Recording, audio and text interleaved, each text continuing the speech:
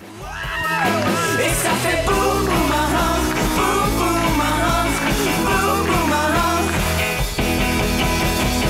Mathieu, mon beau Mathieu. Oui. Ah, Marc-Antoine. Tu viens de te faire couper les cheveux? Ben oui. Ben oui.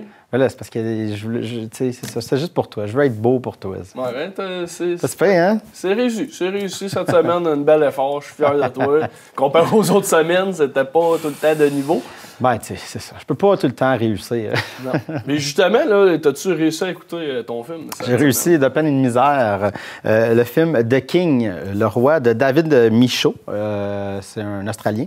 Et qui avait fait ses deux premiers films, j'avais adoré. Animal Kingdom et The Rover. C'est avec Timothée Chalamet, qui est comme de plus en plus partout. Là. C'est la star montante d'Hollywood. Il va être dans le prochain film de Villeneuve, Dune. Ça va être la star, entre autres, de ça. OK, un film québécois. Ben, américain, mais Denis Villeneuve, il est rendu aux States. Il est rendu aux States. Faut l'oublier. Oui, c'est ça. Et il y a aussi Joel Edgerton et Robert Pattinson. Oui. Fait qu'un peu de vampire. C'est tout bien timé. À chaque fois, je plug quelqu'un. Oui, c'est vrai qu'on est bien timé. Et là, ben, en fait, The King, c'est librement adapté de l'œuvre de Shakespeare, de Henri V. Librement parce qu'ils ont pris vraiment des libertés. Ils ont pris le thème, en fait, un peu universel et ils l'ont fait un peu à leur façon. Alors, c'est l'histoire de Hal, joué par Timothée Chalamet, qui est un jeune prince un peu rebelle, qui a tourné le dos à la royauté. Il vit même il vit pas dans le château, il vit avec le peuple, puis il fait juste se saouler, puis il veut rien savoir d'être roi. Mais c'est ça. Donc, il n'y a pas de roi pendant que lui est là. Ben, c'est son père. C'est son père qui est là, qui est Henri IV. Complètement, c'est un être très méchant, qui est tout le temps en guerre, qui est très contrôlant, un vrai tyran. Et son fils était vraiment en opposition avec ça. Lui, il était plus pour la paix, puis il était comme... Il était un peu contre ça. Et bien, son père, la maladie va frapper, il décède, et bien, Hal n'aura pas le choix que de devenir roi.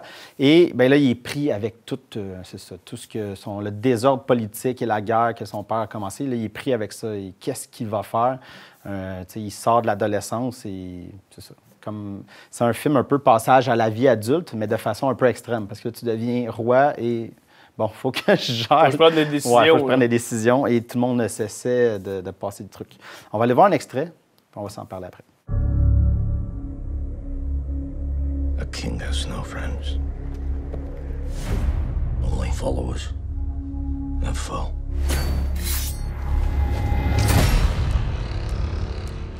A new chapter of my life has begun.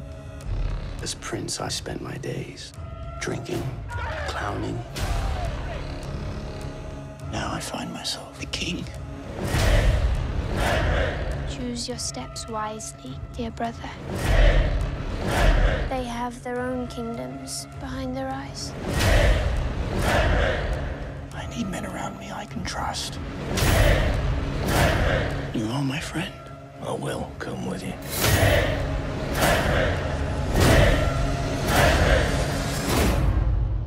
Now you will be watched over by an altogether different king. Il faut que j'avoue une chose avant de commencer. Je ne suis pas un fan de films d'époque.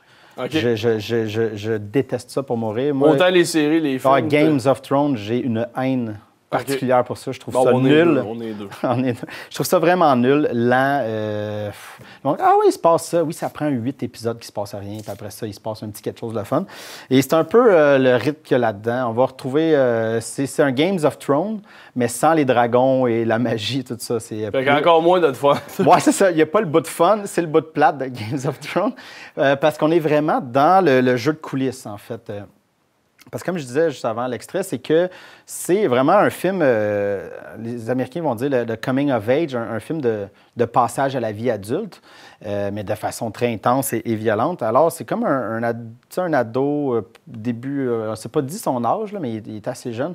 Ouais, début vingtaine. Ouais, c'est ça. Je guesse. On sait pas trop, 18, 19, puis là, tu tombes dans ce monde-là que, tout le monde a essaie de tirer, tu sais. Puis c'est tout un jeu de... tu sais, Ben oui, il y a beaucoup de manipulation, puis il va se laisser un peu avoir là-dedans. Tu sais, on sait pas, même nous, on sait pas trop qui dit vrai, parce qu'il y a des informations. Ah, il va se passer ça. Puis là, le roi de France, il veut t'assassiner. Puis, fait que ça joue, mais c'est beaucoup, c'est très lent. Fait que c'est beaucoup de... C'est ça, tu me dis, oh donc, là, ça avance. Ça La avance bande-annonce a l'air... Ben, ça, oui.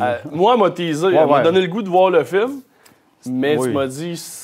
Le film n'est pas à la hauteur de la bande-annonce. Et ce qui me... Puis moi, ça ne me dérange pas des films lents, mais je pense que c'était cumulé au fait que j'aime pas les films d'époque. Ça t'a pas aidé. Fait que ça m'aidait pas. Puis l'enchaînement des scènes me fatiguait. C'est comme une espèce de... On plaque une scène qui n'a pas de début, pas de fin, puis on en pitch un autre, puis on en met un autre, puis on en met un autre. Puis là, ça avance tranquillement, puis on, les liens, qui est... Puis là, tout se résorbe. On comprend l'idée, tu sais. Ça peut être intéressant, mais je trouve qu'ils n'ont pas été au bout de cette idée-là du jeune qui se fait un peu manipuler. Donc, il y a une notion d'histoire, mais romancée. Romancé, c'est très, très romancé. Puis je veux nommer Pattinson. Je l'aime beaucoup comme acteur. Depuis un bout, là, il est en train de se placer dans des très bons films. V'là 2 ans, il a joué dans Good Times des frères Safdie. Excellent film. Malheureusement, il a été enlevé de Netflix. Il était sur Netflix. Mais si vous pouvez le trouver, il est excellent là-dedans. Puis Il va être le prochain Batman. il va être le prochain Batman. Et il est bon là-dedans. Le seul problème, c'est qu'il joue un Français. Fait que là, il parle en anglais avec un faux accent français. Quand, dans le film, il y a des acteurs français qui parlent en français. Et là, lui arrive, mais il parle en anglais. Puis pourquoi les autres Français parlent en français? Toi, tu ne parles pas en français. Là, ça m'a vraiment agacé, vraiment beaucoup. Mais il est bon. Il y a une belle performance. Mais moi, j'étais comme, pourquoi? Ça ne marche pas. Là. Prenez un acteur français. C'était tous des acteurs français sauf lui. En tout cas, ça, c'est le Donc, truc c'est un qui film m'a en agacé. français. Il y a des bouts en français parce qu'à l'époque, les Britanniques parlaient aussi français. OK. La langue française était vraiment répandue. Oh, oui. Fait que les Français parlent en français, les Britanniques parlent en anglais. Dans cette guerre-là qu'on s'est fait avoir. Oui, exactement. Ben oui, un peu. Mais les images sont magnifiques. Ça reste intéressant. C'est sur Netflix. Fait que si vous avez aimé Game of Thrones, peut-être vous pouvez vous essayer. Mais sinon, passez. Votre tour, il y a d'autres choses à écouter. Et je vais même vous en plugger des sorties. Tu as des belles suggestions? Il y a des très belles sorties. Oui, des très belles suggestions. Le film Marriage Story, une histoire de mariage de Noah Baumbach, un réalisateur que j'aime beaucoup. Film d'amour? C'est plus triste que ça. C'est un mariage qui veut revenir. Noah Baumbach fait tant des films, c'est jamais trop dramatique. Tu sais, il flotte entre la comédie et le drame, mais ça a l'air de son film le peu plus crève-cœur. Parce que, bon, une histoire de mariage, en fait, c'est une histoire de divorce. C'est avec Scarlett Johansson et Adam Driver. Ils font un couple, ils ont un enfant une dizaine d'années. Encore Scarlett qui est maman. Oui, et elle est rendue là. Puis, en fait, on va voir le divorce entre les deux et comment ils essayent de naviguer avec ça, avec l'enfant.